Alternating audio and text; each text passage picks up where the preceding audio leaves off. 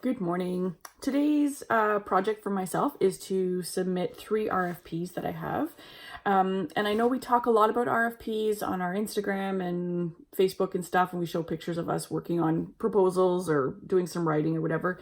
And I just thought maybe there's probably a lot of people out there who don't know what an RFP is and why we do so much work on them and what the outcome is of them. So I thought maybe I would take a minute and just do a little bit of explaining. So an RFP stands for request for proposal. So they're usually put out by companies, organizations, the government, when they're looking to get services or a product from other companies. And essentially the RFP process ensures a fair bidding process. So we're all provided with the exact same document, all the same like the same description of services and stuff.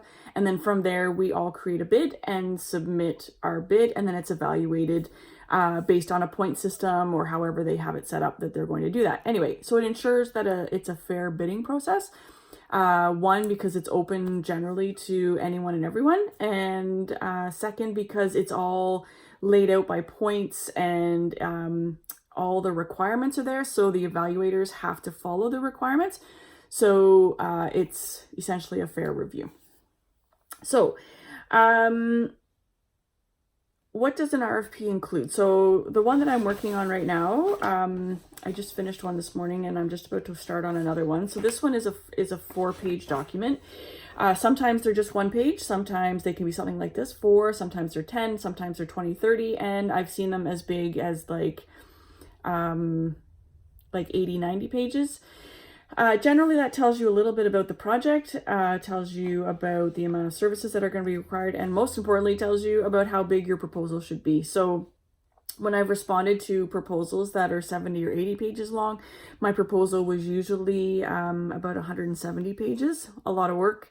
But in return, the value of the project is the same, right? Like it has that extended value. So you wouldn't be doing a big bid like that for a project that was only $20,000 or $30,000. This one, that one that I bid on, our bid went in at $175,000. So it's there's value, like, you kind of get an idea of the value of the project and what your response is expected to be when you see the RFP that actually goes out. So how detailed it is.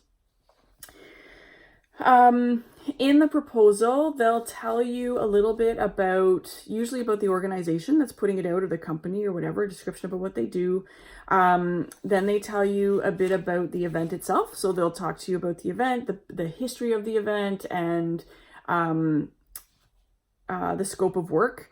So what are they looking for? What exactly are the services or products that are required? In our case, it's services. They're looking for us to provide services for them. And then they go over how the bids will be evaluated. So what's the process? And then if there are any points being allocated for certain parts of the RFP over others, they'll review all of that in the RFP as well. And then they provide any instructions. So anything in particular that you need to be looking for. So some advice for responding to RFPs. So I am far from an RFP expert. However, I've responded to a lot of them. And in my previous life, in my other experience, I've actually reviewed a lot of RFPs, not to issue the contract for other things, but at that time I got to review the RFP, the bids that were submitted, both winning and losing bids, and the evaluator's comments and notes, which I didn't realize that years later that information would actually be super helpful, because I knew what the evaluators were looking for and what the bidders lost points for or what they gained points for. So I'm going to give you just a little bit of advice of what I've learned in my time with RFPs. The very first thing is you need to read the RFP really carefully. So shut everything down and take the time to just read it, all the fine print, everything. You need to read the entire document, start to finish. Then I would highly recommend that you read it a second time, but this time with a highlighter in hand, and you need to go through and highlight all of the key points that need to be addressed. And we'll talk a little bit about that in a minute. In your response, you need to be thorough. You need to use their RFP document as your guide for responding.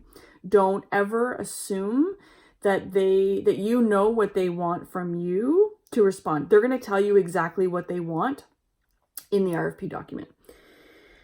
Use their wording. So if they call it an event management request for proposal, use event management throughout your document, on the title page and throughout the document. If they call it event planning, then use event planning. Whatever. Use their wording so that there's never any question about what services you're providing versus what they're requesting. I highly recommend laying out your bid in the same order that the proposal is in. So for example, this bid that I'm about to do once I'm done this video is, it says all applicants must submit the following information. And then it has it listed 1 to 7. And I am going to set up my proposal to respond to them exactly in the same order that they've asked for the information. I'll use so for example, number 1 is name and number of employees. So I will use that exact heading as my first section in my RFP to give them the information that they need. The reason I'm doing that is because you don't want them searching for information. I've actually had that happen to me and be a reason why we didn't win a bid. That they said that although I had all the content that they were looking for, they had a hard time finding some of it. They actually had to go searching for it, and evaluators are reviewing hundreds of pages and lots of proposals, and if they have to go searching for something, they just don't. So setting it up in the exact order is beneficial. So about a month ago, we just replied on another bid, and I did something different that I've never done before. And in this case, I actually bolded some of the content in my proposal to match what they were looking for. Now, I don't generally do that, and I didn't highlight like full paragraphs or anything like that. I'll give you an example. So they were asking specifically for experience in producing events for guests of like 600 or more, or whatever the number was. So anywhere where I was referencing an event where we did that and I had the number of people that attended, if it was over 600, I highlighted the number that was the number of attendees that were there, just to draw attention to it, so that it's very easy for them to go through their evaluation form and be like, experience with events over 600 people, check. Yes, because they see it right there on the sheet. Super easy to find. And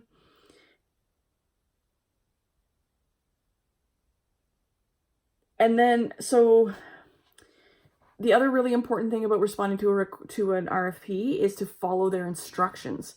So I literally just finished submitting one, and I thought I was finished and I was about to submit it, and I happened to read the email again, which I always do, just double checking to make sure I hadn't missed anything.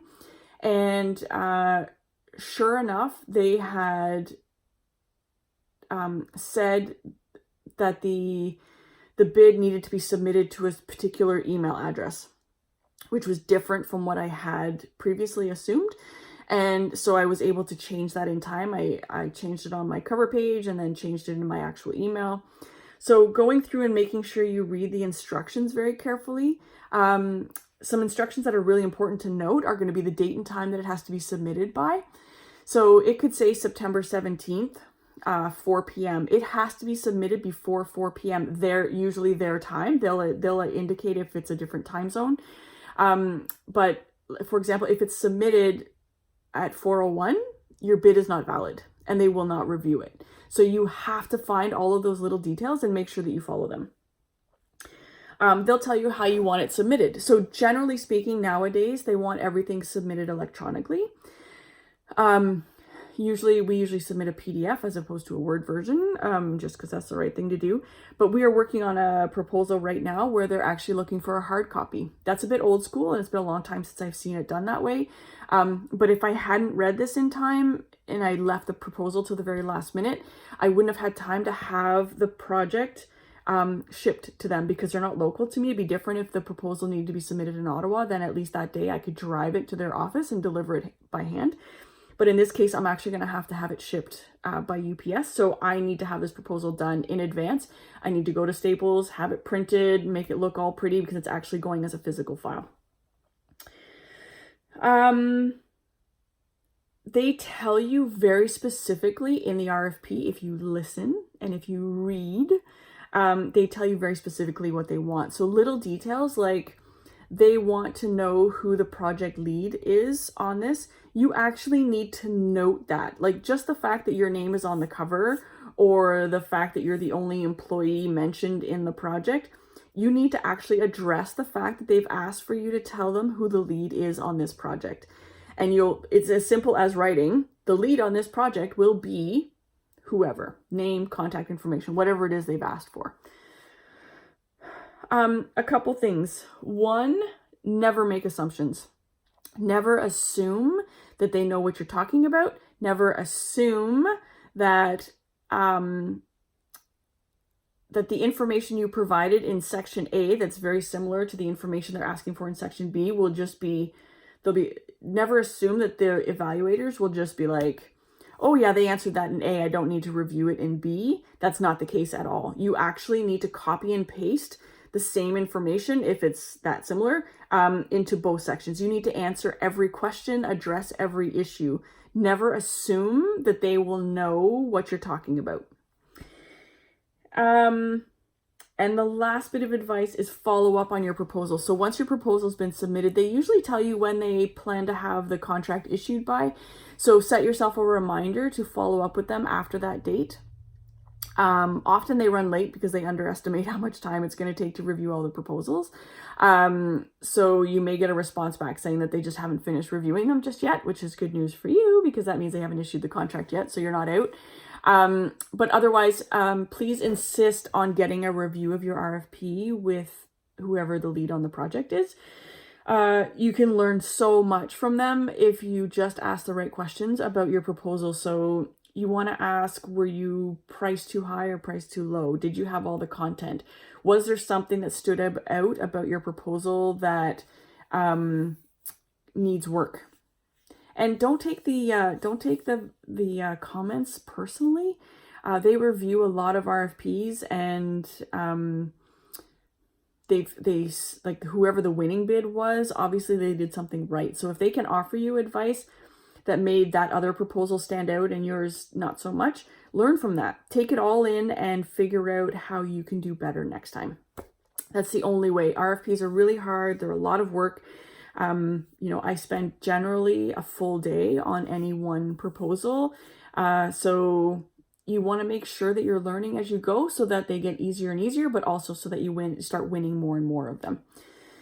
Anyway, I hope you found that helpful. If I can answer any questions, I'm not an RFP expert, but I do have a lot of experience and I'm happy to help where I can. So if I can help, please don't hesitate to reach out. You can reach me at julia@itmevents.ca by email, or you can reach me by phone at 613-223-5933. Thanks so much. I hope you have a fantastic day.